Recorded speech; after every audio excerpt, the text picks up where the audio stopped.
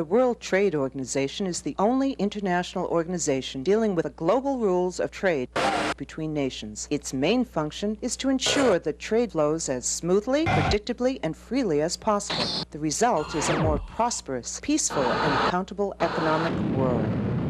This is the beginning, and everything's at stake. There's only one thing that the ruling interests have ever wanted, and that's everything. What we are against is trade at any cost. This is not about trade. This is about a corporate constitution.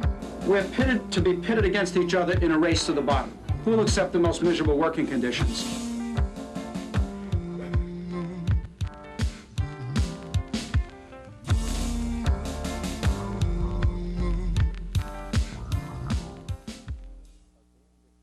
Tonight, the World Trade Organization meetings are being declared a failure. We shut down the WTO. We've made their meetings cancel. We've expressed to the world that we're not going to put up with this undemocratic system and this kind of institutions that push us down. Organized labor does not tolerate lower standards for any worker, anywhere, for any reason. We will fight for those workers. We will not stop. I think what was accomplished was the building of a network of people that is going to be very difficult to break. We've demonstrated that this is an issue of great importance to ordinary Americans of every stripe, from every political spectrum. And in addition, I think that we have discovered ourselves. We have discovered that we are part of a larger group, a larger family of people who believe still in democracy. No more violence! No more violence! What happened today was there was a total collapse in the decision-making structure of the global corporate rule hierarchy, and you had such a revolt going on outside the ministerial with people on the street and protesters and so on, and you had a serious revolt inside the ministerial. Delegates will be leaving Seattle tomorrow, Dan, and they'll have nothing to show for their effort. With third world governments saying that they're not going to go for any more crappy deals and being excluded by the rich countries. I mean, the protesters provided all the chaos and the noise outside, and they were definitely heard, and I like to think that that sort of inspired many countries who are also excluded from the process to speak up for themselves and be bold.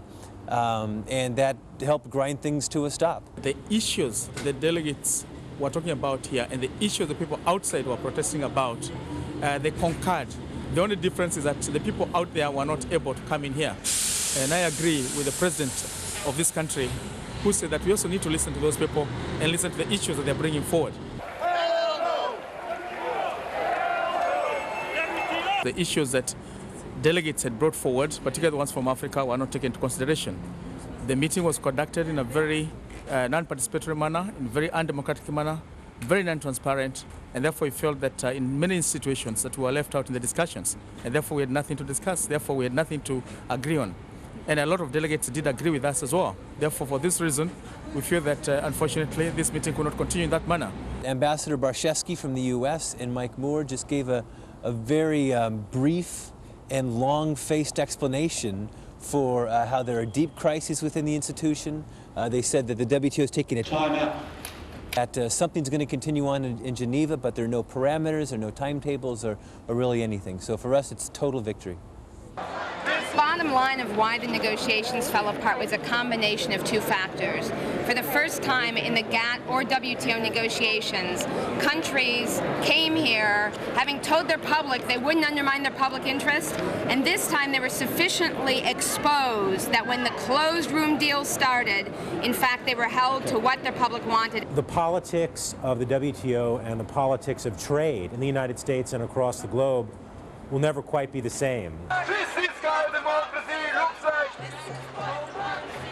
You cannot unite the world around jobs and productivity and trade without representation from the people, the real people, not just the bureaucrats controlled by the puppet strings of the dollar bill, but the real people, the workers of this world, the people who build the buildings, the people, the real people, the people on the assembly lines. You must include the people. Well, definitely today we have shown that people can be united against the mighty force. Well, what you saw today in Seattle was the most significant victory for fair trade and against corporate-dominated trade in the last 40 years of trade battles in the United States. Everybody goes back to their four corners of the world now to take democracy back and spread it. And that's the real key. Tell the world about the WTO. Tell them that it's a people's uprising that's going to stop it, and that's what we have to do. Now we continue to hound the WTO. We have this enormous political space that we've opened now, where the WTO is at a standstill, and we are there to sort of rush in and take the floor and really push for the alternatives that we have. I mean, that's what the discussion needs to be about. What are the rules going to be, and who's going to write them? And that's what we've won today. We need to keep the pressure on so that labor, environment, and all the other concerns come together to focus on getting our voice into the WTO so that these deals aren't made behind closed doors. I think the United States is a kind of die-hard free trader, but normal citizens, environment groups, etc., are strongly against that direction. I was so much impressed with these people. I think the big message we take is to go back to our own original places and organize ourselves against the mighty power. We keep going. This is just the beginning. Definitely, this is not protests. These are not just protests in the street. This is a mobilization of the communities and people that are all around us. So we're going to continue.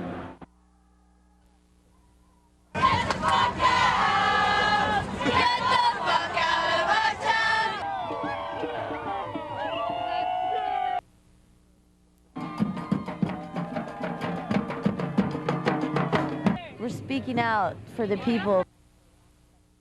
I was really pissed off this whole Generation X or apathetic portrayal of like young people when in fact we're like, or people I've seen are incredibly like passionate, and the problem usually has been the lack of options we have for expressing ourselves. People have realized like how much youth are organizing and how educated youth are and how dedicated youth are and how important they are.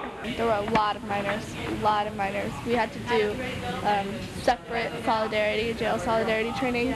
I've been out on the streets every single day this whole week, and every time I go home, I watch TV and it's just totally fucked up. Like, the media's been covering it so wrong, and it's been always geared towards violence and riots when there has been no violence or riots towards particularly the youth activism. A lot of the time, the media does play up like they're just young and idealistic, you know.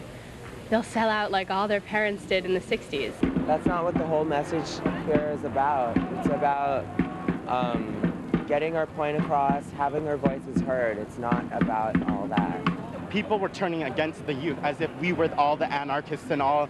It was like turning against us when we should be in solidarity. So I said, the only violence that's been done has been by the police, and youth don't hurt people like WTO. I'm not really that surprised in a sense because I knew we always had it in us. I'm just glad that we had the occasion for it to come together like this. We're standing up and we're fighting and we're going to keep going. We got to do this. We got to go out here. Right. And our membership has always stood up and was counted when it came time to talk about issues around the world.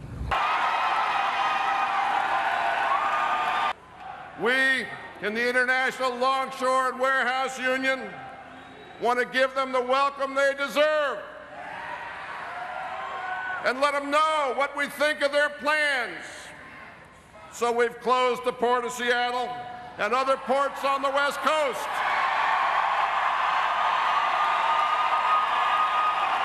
It showed the solidarity of all organized labor when we shut down the waterfront and stood shoulder to shoulder with our rest of our union members. This is kind of a, what should I say, a tool of last resort, and we have used it very sparingly, but you know, there have been times when we have refused to load cargo that was going to South Africa or unload cargo that was coming from South Africa, where we have been, we have deeply felt a connection with the people and their struggle. Our members finally realized that, you know, just because the cargo's coming in, we have to look at how it's being produced, and we were discovering child labor that they were using. The type of slavery type of labor force they were using, and our members said, you know, morally, we've got to stand up. When the Spirit says stand, we're gonna stand, stand, stand. We're gonna stand when the Spirit says stand. We're gonna fight. You know, we've been talking about this for the last year. And quite frankly, like most of the people in Seattle didn't know what the WTO was. We're no longer in the dark on how the environment is being abused in Southeast Asia, how the people are being abused in El Salvador. I guess it's a real honor to be working in a union that is as democratic as the ILWU and that has such a rich history of standing behind human rights. This is what I do every morning. Come down here and stand around, drink coffee. Mostly I drive heavy equipment. There used to be thousands of longshoremen down here. Now we're a number probably around 500, moving faster and moving more cargo. They're calling me right now to be dispatched. So I guess I escaped.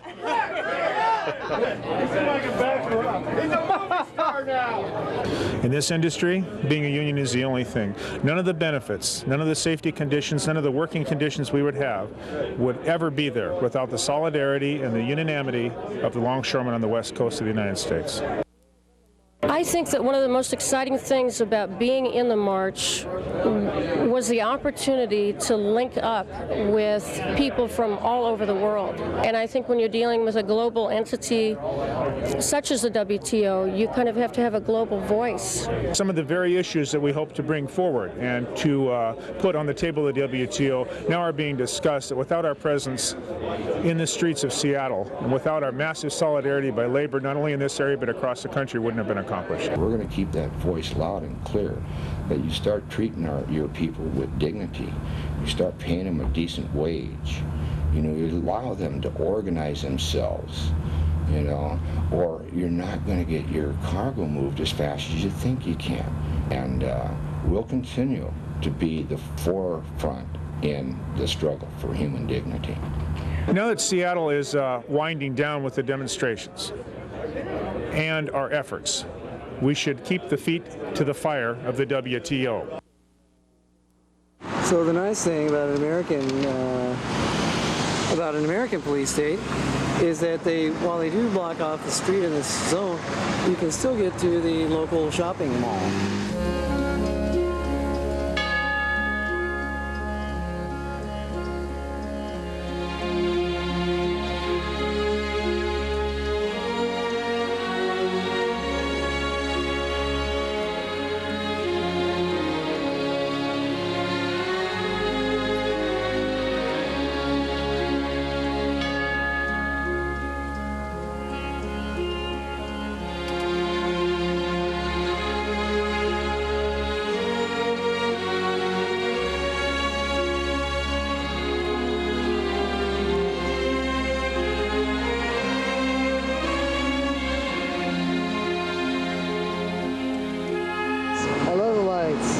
Subject to film.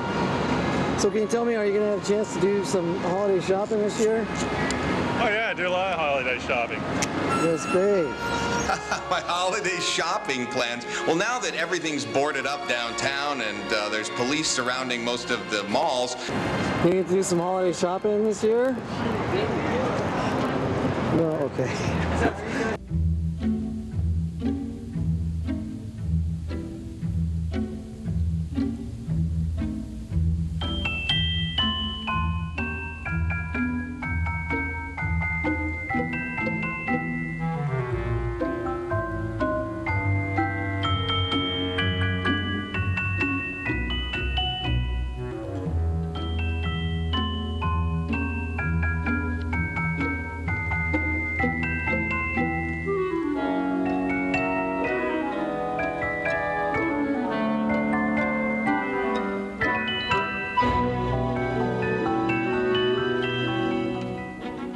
Police and National Guardsmen have been working overtime this week to protect the city, and they're getting a lot of thanks for their efforts.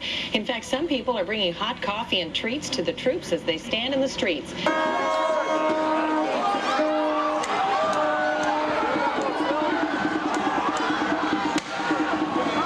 Yeah, it's been amazing. We've had cookies, bagels, coffee. They just go into stores and buy stuff for us. It's been great.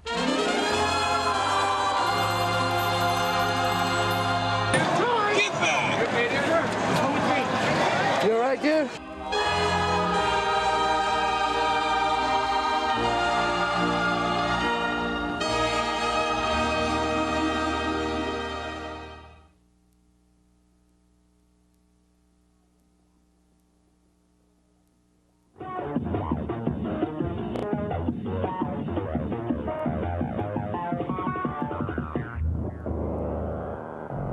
Well, the main motivation for us starting the Independent Media Center was folks on the ground here in Seattle recognizing the importance of this issue, and also that all these tremendous, brilliant, articulate people were coming from all over the world to speak truth to power here, to confront globalization and its anti-democratic agenda.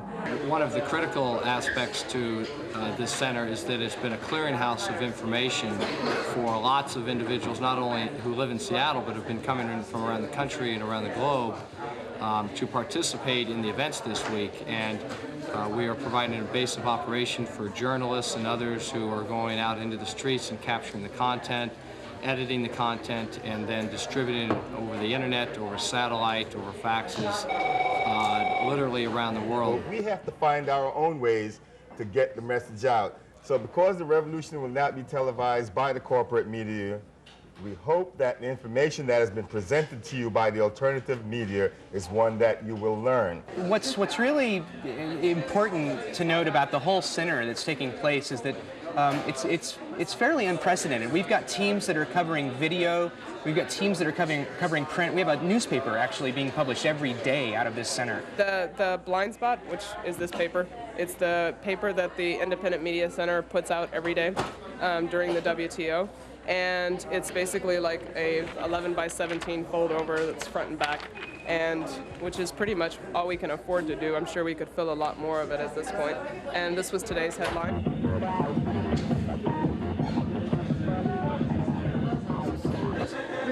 So you weren't read any of your rights when you were arrested? And how long have you been held? My friend Bjorn, who works here at the IMC, said, Pete, you should come over and get an audio recorder and record what you were doing. You know, and so I came over here and I got one, and I've been out in the streets, and I've interviewed everybody from National Guard to a retired police officer, 15 years or 30 years with the Seattle Police Force, as well as local citizens, as well as, of course, protesters. I've been editing a lot of audio. I think it's really important. That's why I've been here. I think it's more important for me than going out in the streets, because protest really works when everyone knows about it. That's the whole point, is to go and get your word across and your message out. And for me, being here, I can get a whole lot more people's message out than just one body in thousands. What we're doing here is we're watching footage of video that's been shot, that we're picking out segments, short 30-second to 1-minute segments, to be encoded to be put on the web. We take the tapes as they come in from the streets, and we dub them immediately to VHS so that they can send them to the other place where the satellite feeds editing is going on. And those VHS tapes are brought down, and we digitize those immediately, and we're just looking for little snippets, interesting things that can inform people. Actually, my life has been hell throughout the week in trying to make sure that the site is up, because we had not expected so many hits coming in from all over the world. Mainly my job has been to make sure that the site is up. Welcome to the video desk at the Independent Media Center. What we're doing here is taking tapes in from the field. Over 100 videographers from around the country have come to Seattle to make sure that we break past the corporate media blockade and get images out. Not only images of the police brutality that's been happening, but of course the messages as well. It's 6 o'clock in the morning. What are you up to? We are going to the docks to talk to the rank and file longshoremen and the vice president of the Longshoremen's Union to talk to them about the impact of imports and possible decisions by the WTO on their jobs and their lives and their community. To the people, the whole world is going to listen to the voice of the people. They cannot ignore it. There's thousands of us here, there's thousands of us, and we are not afraid. I'm thrilled to be here. So this is where the dubbing and logging of all the tapes that come into the center happen. They come up from 3rd Avenue, and we have people working here to dub them off and keep a log of what's on them, and then we have sort of an organized system for getting them to the editors. Given that we started planning this a month ago, we did 5 days of satellite casting, 1 hour a day, half-hour program production every day. All volunteer crews with little or no money to get off the ground. I think it's amazing. And I think the series is probably going to be one of the best documents of what happened here this week. The individuals here are concerned about getting the truth out. And you know, it's focus which makes things happen, and desire and perseverance. We've also started talking about using this model and trying to go elsewhere in the country and the world and help people kind of set up similar centers so that there really could be an alternative media network around the world.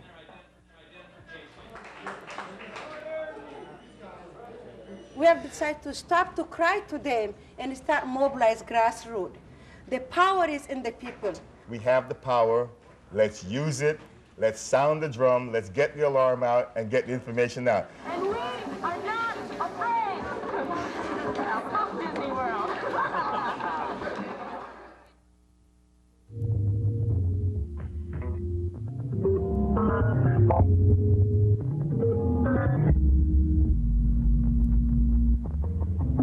The WTO protests were not about a few isolated issues. They were about a corporate attempt to take away our power.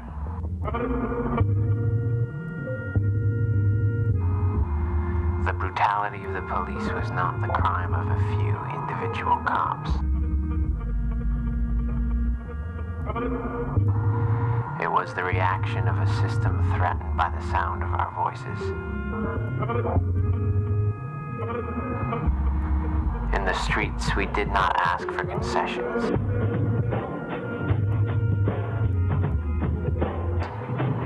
In these days, we were free.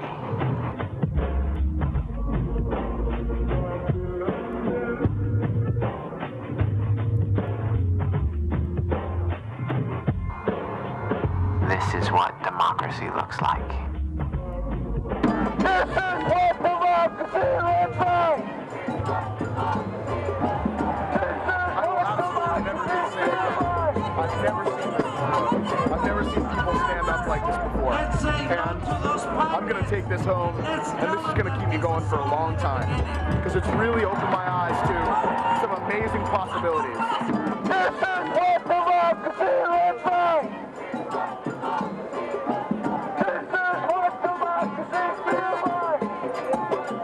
We've seen something that we need to be able to carry with us and keep going. Because something like this is going to happen again before too long. You know, this is the turning point. We have the beginnings of a new movement, I think. There was a banner, you know, Teamsters and Turtles together at last. That was so wonderful. Of course, we belong together. The same people who exploit natural resources exploit human resources. We belong together. It's time to stop feeling as though we are isolated entities living lives of unsatisfactory consumption and oppression. It's that we can do it. It's that we have it in us.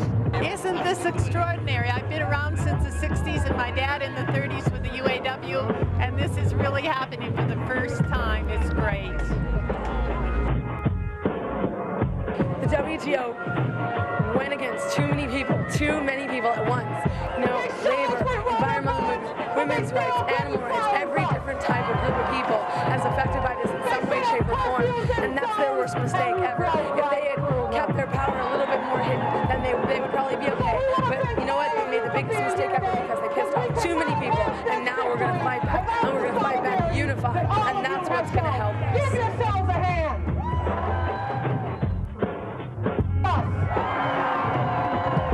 They set up curfews and zones, and we broke right through them.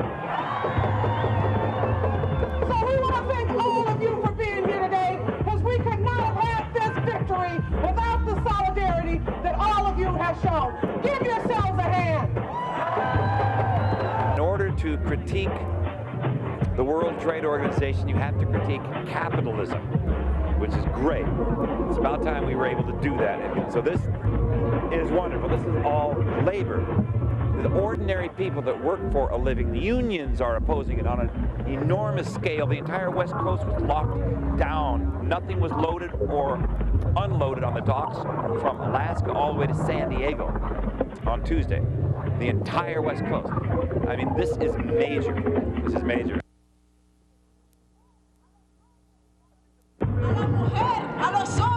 I think the people behind on the other side of the screen, the people watching this at home, should recognize that the world has woken up and that there's a huge demand for fair trade, and there's a lot more imagination going on in the streets and in social movements about what our global economy can look like than there is going on in those meetings.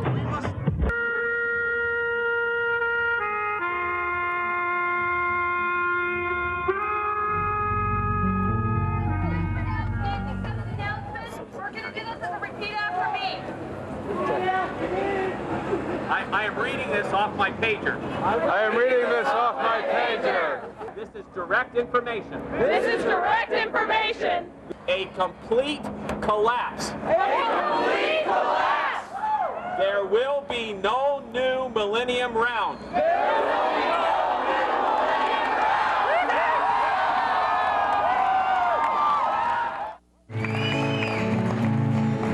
Was it Caesar Chavez? Maybe it was Dorothy Day. Well, some will say Dr. King or Gandhi set them on their way. No matter who your mentors are, it's pretty plain to see. If you've been to jail for justice, you're in good company. Have you been to